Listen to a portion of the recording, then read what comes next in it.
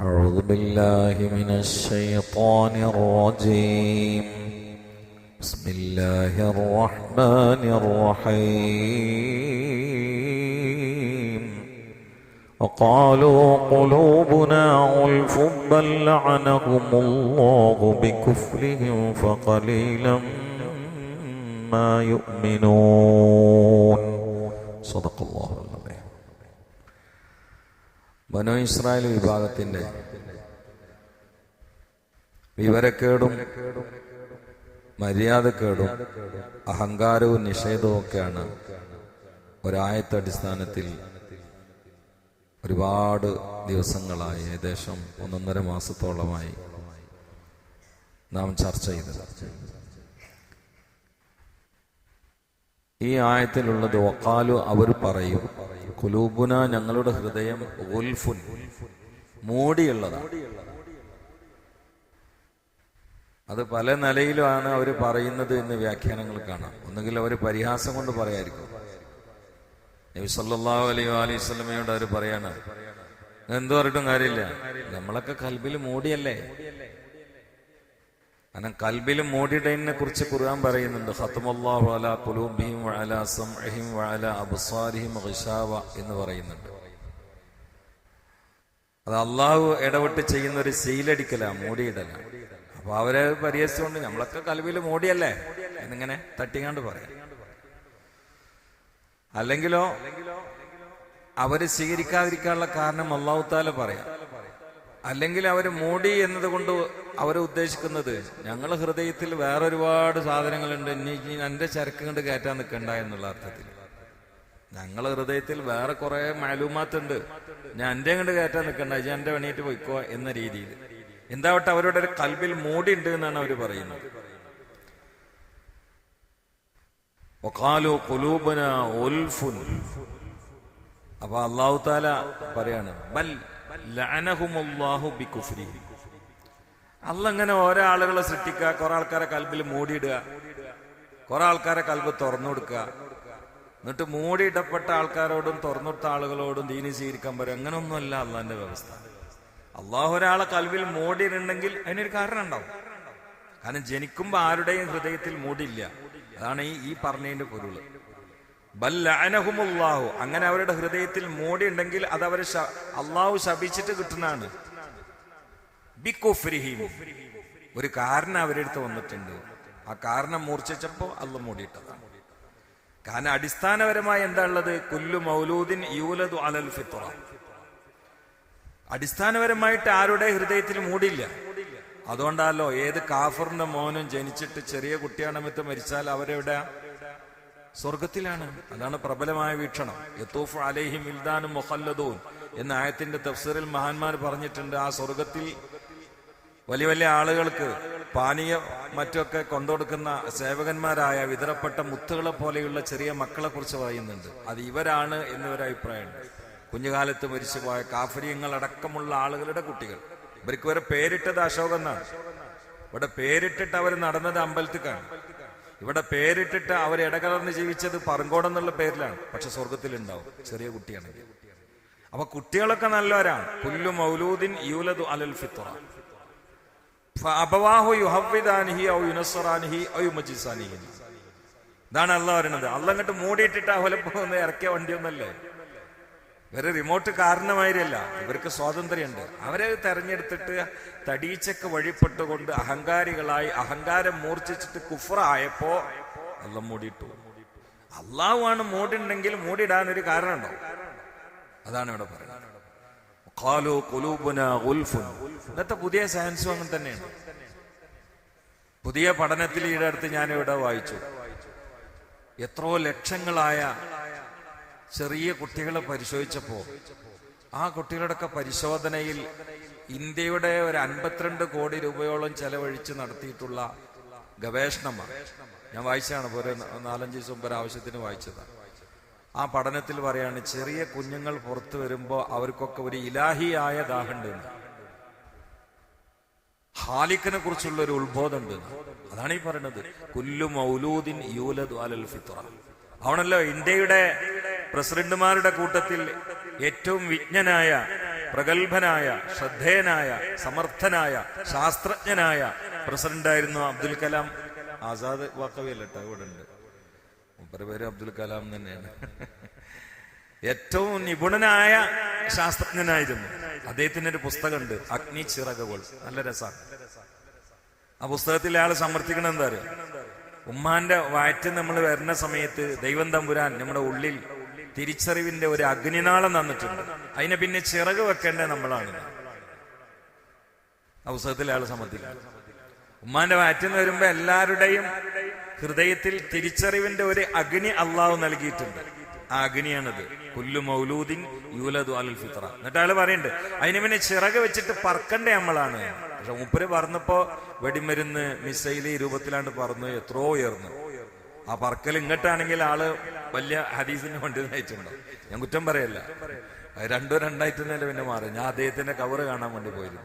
ആ ഭാഗത്ത് പോയപ്പോഴേ ഒന്ന് കാണാൻ വേണ്ടിയിട്ട് അങ്ങനെ പോയിരുന്നു. അപ്പാണ്ട് കയറാൻ കഴിഞ്ഞില്ല. അങ്ങനെ കുറെ പെണ്ണുങ്ങള് ആ സ്ഥാപനത്തിന് കണ്ട് വലഞ്ഞിക്കണം. ഏത് പെണ്ണുങ്ങള്? ട്രൗസർ, പാന്റ്, അവരത്തെ മറക്കാത്ത കുറെ ഐറ്റം പെണ്ണുങ്ങൾ. ഞാൻ അങ്ങനെ എന്തിച്ച് ഒരു മനുഷ്യന്റെ ഇത്ര സമർത്ഥനായ ഒരു മനുഷ്യന്റെ അവസ്ഥ. അതുപോലെ ഹദീസിന്റെയോ തഫ്സീറിന്റെ ഒക്കെ പണിക്ക് ഉയർന്നിട്ട് അഗ്നിക്ക് ചിറക് വെച്ചിട്ട് ഈ ഭാഗത്ത് കൂടി ഉയരുകയാണെങ്കിൽ എന്തായിരിക്കും അവസ്ഥ?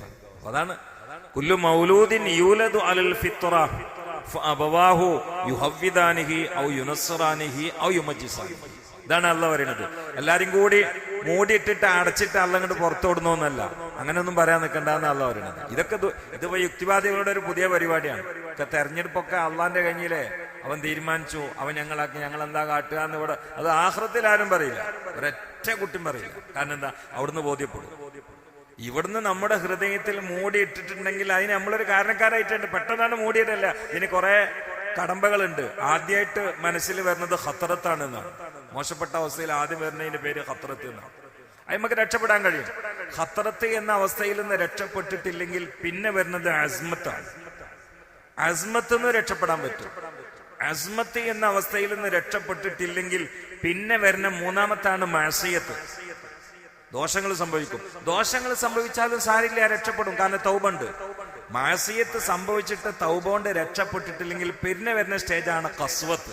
അതിനെ കുറിച്ചാണ് സൂറത്തുൽ ബഖറയിൽ പറയുന്നത്, തുമ്മ ഖസത്ത് ഖുലൂബുകും മിൻ ബഅദി ദാലിക ഫഹിയ കൽ ഹിജാറ ഔ അശദ്ദു ഖസ്വ. അതാണ് ആ ഖസ്വത്ത്. ഖസ്വത്തിലെത്തിയാലും രക്ഷപ്പെടാം, മൂടി വരൂല. ഖസ്വത്തിലെത്തിയാലും വലിയ വലിയ ആളുകളൊക്കെ പോയി കാണുക, നല്ല നല്ല സാഹസിലൊക്കെ ഇരിക്കുക, ദുആക്ക് ഇജാബത്തുള്ള മഹാന്മാരായിട്ടൊക്കെ ഒന്ന് സാവസിക്കുക. അപ്പൊ ഇതാണ് പൊട്ടിക്കിട്ടും. പക്ഷെ അതിനു നിൽക്കാതെ പിന്നെയും പോയാൽ പിന്നെ അള്ളാഹ് സീലടിക്കും. ആ സീല് വീണാൽ നീ എന്ത് വായിച്ചിട്ടും കാര്യമില്ല, എന്ത് കേട്ടിട്ടും കാര്യമില്ല, നന്നാവൂല. അള്ളാഹു നമ്മളെ കാത്തുരക്ഷിക്കട്ടെ. ആ ചില ആളുകൾക്ക് വിശ്വാസ രംഗത്ത് അങ്ങനെ കസവത്തൊന്നുമില്ലെങ്കിൽ ഇബാദത്തിന്റെ രംഗത്തുണ്ട്. അപ്പൊ അങ്ങനെ തന്നെയല്ലോ. അപ്പൊ ഈ സാസിൽ തന്നെ എന്ത് പ്രയാസപ്പെട്ടിട്ട് നിസ്കരിക്കണവരോ ഓതുന്നവരൊക്കെ അല്ലേ സംഗതി വേണമെന്നും, പക്ഷെ ഒട്ട് കഴിയണില്ല. ഖുർആൻ കയ്യിൽ നോക്കണ്, കൂട്ടുവേണ അത്തിയാത്തിലിരുന്ന് ഉറങ്ങണ്. ഈ സാസിൽ ഉണ്ടാവും. എല്ലാവരും അങ്ങനെയൊന്നല്ല, ഉണ്ടാവാം. അതൊരു സൈസ് മൂടിയാണ്. അത് ഇബാദത്തിന് വരുന്ന മൂടിയാണ്. അതാണ്ട് കഴിഞ്ഞാൽ ഓൽക്കൊരു ഉറക്കില്ല. അതൊരു സൈസ് മൂടി തന്നെയാണ്. അത് പൊട്ടിച്ചിട്ടില്ലെങ്കിൽ ഇബാദത്തുകളൊക്കെ കീറച്ചാക്കാം. നമ്മളിങ്ങനെ ഊതി നടക്കും, പക്ഷെ അവിടെ പോയൊക്കെ കീറച്ചാക്കായിട്ടുണ്ട്. അള്ളാഹു കാത്തുരക്ഷിക്കട്ടെ. അങ്ങനെ പാട്ടുണ്ടല്ലോ, ഊതി നിറച്ച് വലിപ്പം കൂട്ടണതൊക്കെയും കീറച്ചാക്ക് എന്നൊരു പാട്ടുണ്ട്. അറിയോ? അങ്ങനെ ഒരു പാട്ടില്ലേ? അതിന് തുറക്കെന്താ?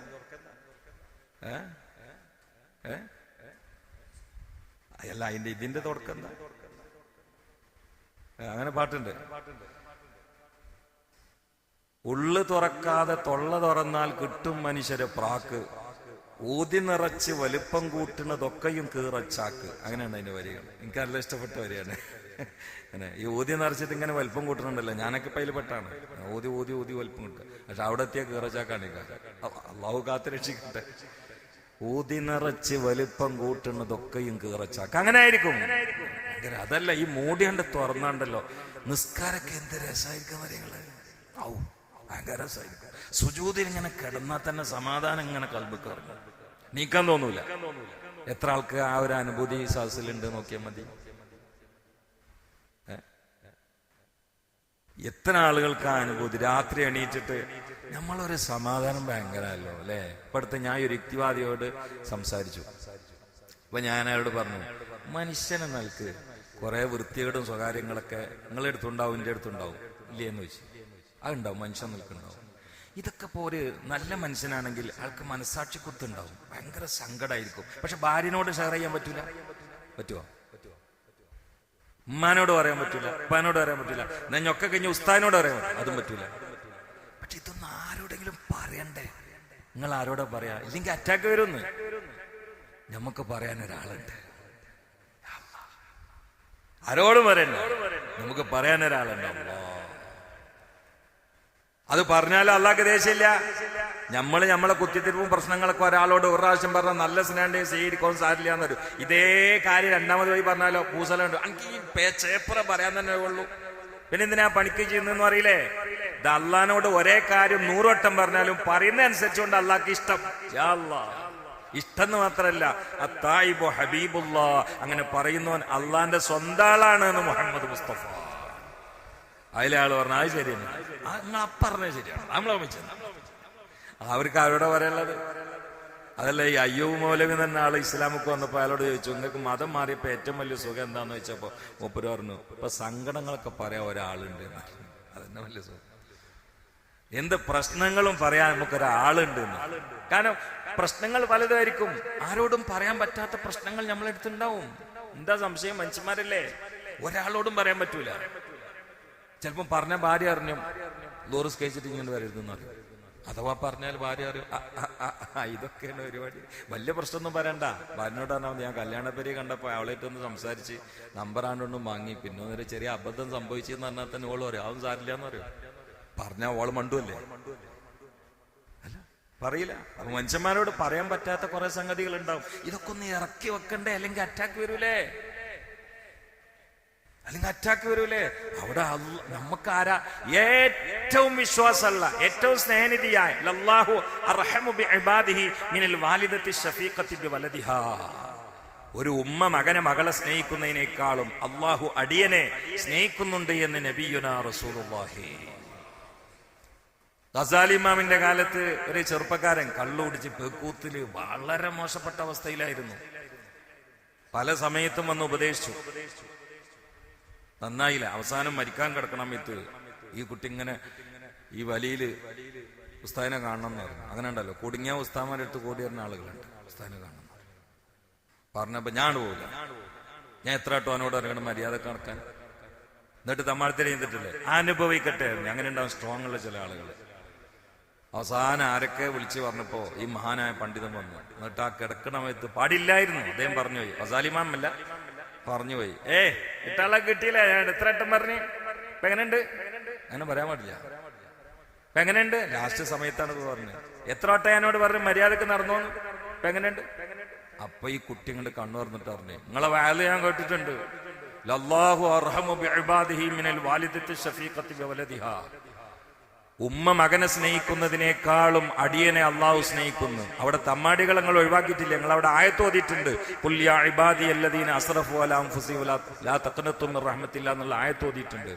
എനിക്ക് എന്റെ ഉമ്മയെക്കാളും എന്നെ സ്നേഹിക്കുന്നവനാണ് പടച്ചോനെങ്കിൽ ആ പടച്ചോന്റെ അടുത്തേക്കാണ് ഞാൻ പോണെങ്കിൽ എനിക്കൊരു പേടിയില്ല. അത് ഹുസ്നുൽ വന്ന ബില്ലേ. ആ കുട്ടി ഈമാനോടെ മരിച്ചു. ഞാൻ ലാസ്റ്റ് സമയത്ത് അള്ളാഹുവിൽ ഒരു പ്രതീക്ഷ വെച്ചു. ആ പ്രതീക്ഷ അള്ളാഹു വെറുതാക്കൂല. പക്ഷെ ആ പ്രതീക്ഷ കണ്ട് വരണം. അതാണ് ആരും താഴ്ത്തരുത് എന്ന് പറയാൻ കാരണം.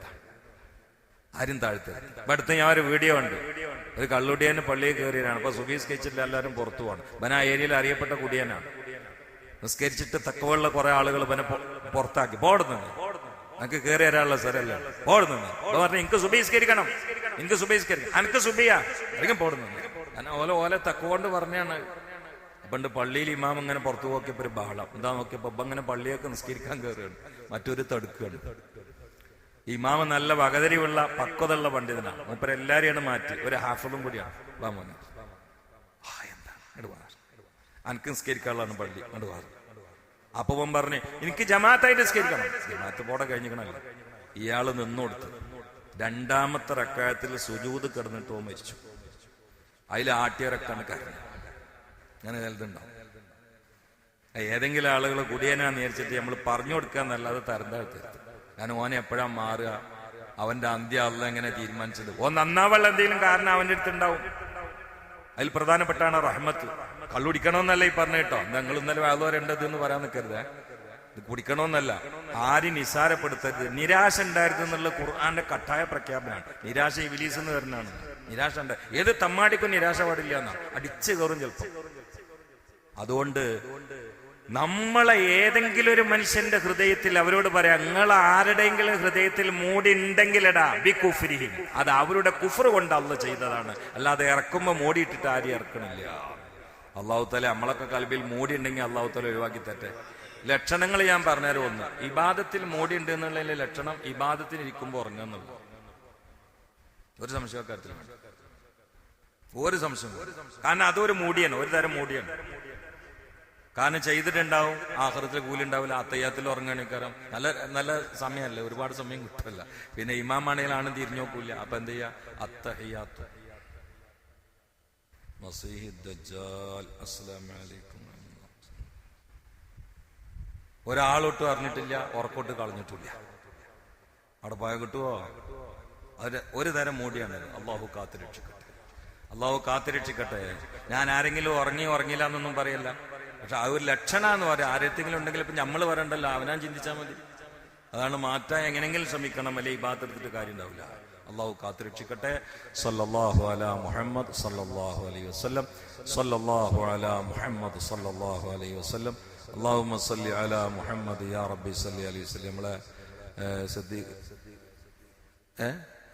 മൂസക്കുട്ടിയൊക്കെ മൂപ്പര അനുജന് അല്ലേ?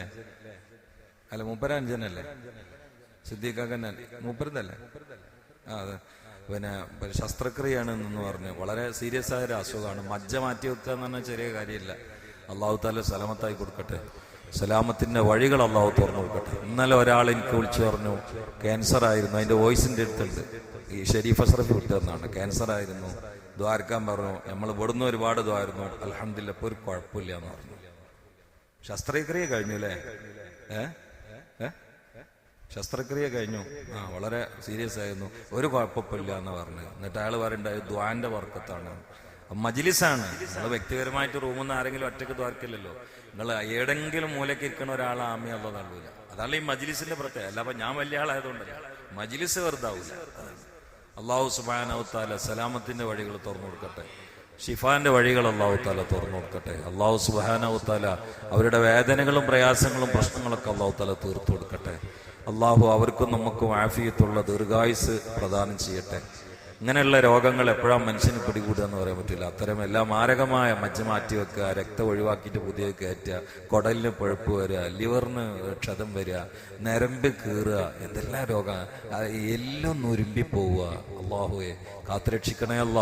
അള്ളാഹു നമ്മളെല്ലാവരെയും കാത്തുരക്ഷിക്കട്ടെ. അള്ളാഹു കാത്തുരക്ഷിക്കട്ടെ. അള്ളാഹു സുബ്ഹാനഹു വ തആല ഇത്തം അവന്റെ പൊരുത്തത്തിനുള്ള കാരണമായി സ്വീകരിക്കട്ടെ. നമ്മുടെ സിയ്യാത്തൊക്കെ ഹസനത്താക്കി തബ്ദീലാക്കി തരട്ടെ. നമ്മൾ വളരെ മോശപ്പെട്ടവരും തെറ്റുകളുടെ ഹിമാലയത്തിൽ പാർക്കുന്നവരാണ്, പ്രത്യേകിച്ച് അവസാന കാലമാണ്. പക്ഷെ അള്ളാഹു റഹ്മുർ-റഹീമീനാണ്, ഗഫാറാണ്. പടച്ചവൻ ഒരുപാട് കൊലയാളികളെ ഔലിയാക്കളാക്കിയിട്ടുണ്ട്. അള്ളാഹു നമ്മുടെ എല്ലാ ആളുകളുടെയും ഖൽബിൽ മഅരിഫത്ത്, മഹബത്ത്, ഇഖ്ലാസ്, ഇഹ്സാൻ നിറച്ചേറ്റെ. നമുക്കൊക്കെ അള്ളാഹുവിനിലേക്ക് അടുക്കാനുള്ള വഴികളും വാതിലുകളൊക്കെ തുറന്നേറ്റ്. അള്ളാഹു സുബ്ഹാനഹു വ തആല കച്ചവടത്തിൽ ബർക്കത്ത് ചെയ്യട്ടെ, യാത്രയിൽ ബർക്കത്ത് ചെയ്യട്ടെ, പ്രവാസ ലോകത്ത് ബർക്കത്ത് ചെയ്യട്ടെ, ജോലിയിൽ ബർക്കത്ത് ചെയ്യട്ടെ, സമ്പത്തിൽ ബർക്കത്ത് ചെയ്യട്ടെ, സന്താനങ്ങളിൽ ബർക്കത്ത് ചെയ്യട്ടെ, സമയങ്ങളിൽ ബർക്കത്ത് ചെയ്യട്ടെ, ആയുസ്സിൽ ബർക്കത്ത് ചെയ്യട്ടെ. അല്ലാഹുമ്മ അൻസുർ ഉമ്മത്ത സയ്യിദിനാ മുഹമ്മദ് വറഹം ഉമ്മത്ത സയ്യിദിനാ മുഹമ്മദ് തജാവസ് അൻ ഉമ്മത്തി സയ്യിദിനാ മുഹമ്മദ് اجعلنا من خيار أمته ومن محبيه واغفر لنا ولوالدينا ولأساتذتنا ولأزواجنا ولذرياتنا ولمن دفنوا حوالينا ولجميع المؤمنين والمؤمنات. ربنا تقبل منا إنك أنت السميع العليم وتب علينا إنك أنت التواب الرحيم. آمين برحمتك يا أرحم الراحمين. وصلى الله تعالى وسلم على خير الخلق سيدنا محمد وآله وصحبه أجمعين. سبحان ربك رب العزة عما يصفون وسلام على المرسلين والحمد لله رب العالمين. السلام عليكم.